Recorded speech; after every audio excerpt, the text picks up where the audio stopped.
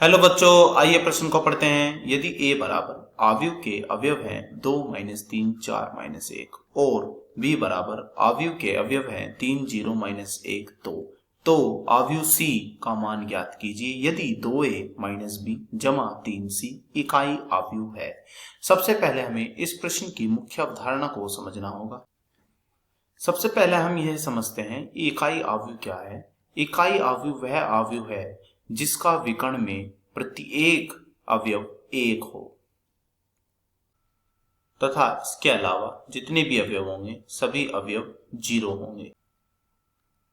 हम जानते हैं यदि किसी अचर राशि की किसी आव्यूह में गुणा कर दी जाए तो वह हमें क्या प्राप्त होता है। यह जो प्राप्त होता है वह कुछ इस प्रकार हमें मिलेगा क्या कि इस अचर राशि की प्रत्येक अवयव में गुणा हो जाएगी। तो यह इस प्रकार लिखा जाएगा CA11 CA12 CA21 और CA22। मान लेते हैं यह आव्यूह है हमारा, इसका नाम है CAIJ। C यहाँ वह अचर है जिसकी हम इस आव्यूह में गुणा कर रहे हैं। अब हम यहाँ पर इन महत्वपूर्ण मुख्य अवधारणाओं का प्रयोग करते हुए अपने प्रश्न को हल करेंगे। तो चलिए प्रश्न को हल करने की ओर। सबसे पहले हम अपने प्रश्न को लिख लेते हैं। तो प्रश्न क्या था, हमारे प्रश्न में a आव्यूह हमें दिया हुआ था। आव्यूह a लिख लेते हैं। आव्यूह a क्या है हमारे पास, आव्यूह a यानी कि AIJ जिसका क्रम है हमारे पे 2 × 2। क्या दिया हुआ है यह आव्यूह में दिया हुआ है 2 - 3 4 - 1। तो लिख लीजिए 2 - 3 4 - 1।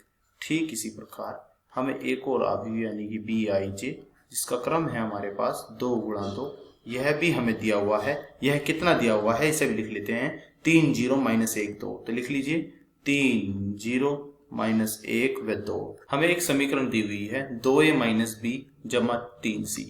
तो लिख लेते हैं इसे 2a - b जमा 3c बराबर में है एक एकांक आव्यूह I के। हमसे यहाँ पर किसका मान पूछा है, हमसे यहाँ पर पूछा है आव्यूह C का मान।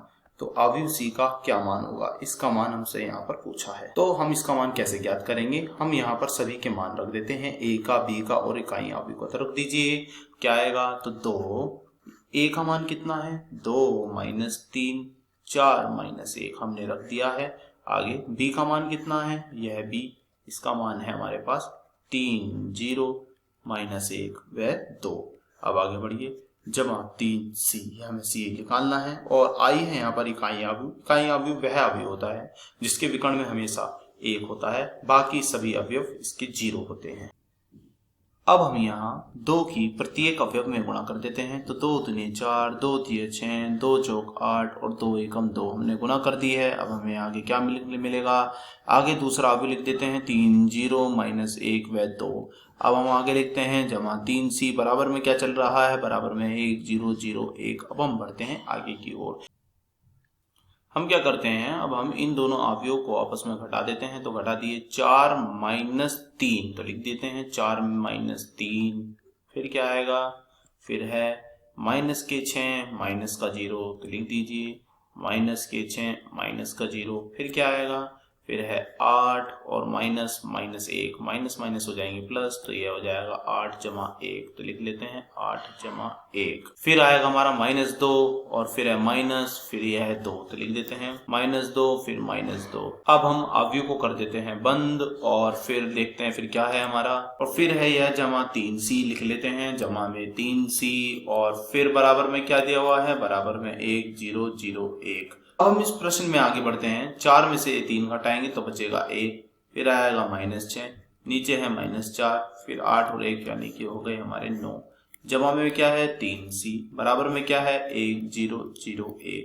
अब हम क्या करते हैं 3c को तो यहीं रहने देते हैं और यहाँ 1 0 0 1 में से माइनस कर देते हैं, यह पहुंचा देते हैं हम इधर की तरफ, यानी कि 1 -6 और 9 फिर है -4। तो चलिए माइनस कर दीजिए, कितना आएगा ये माइनस करके, यह आएगा माइनस करके 1 में से माइनस करना है, यह है 1 तो बचेगा 0।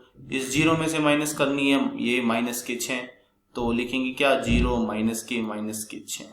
फिर है 0 में से क्या माइनस करना है 0 - 9। फिर आगे 1 में से क्या माइनस करना है ये -4, लिखेंगे कैसे, 1 माइनस माइनस के 4। अब अवयव बंद कर देते हैं, बराबर में है 3c। अब इस c के साथ में जो ये अचर राशि है इससे भाग दे देते हैं, तो c बराबर आएगा हमारा, c बराबर 1/3।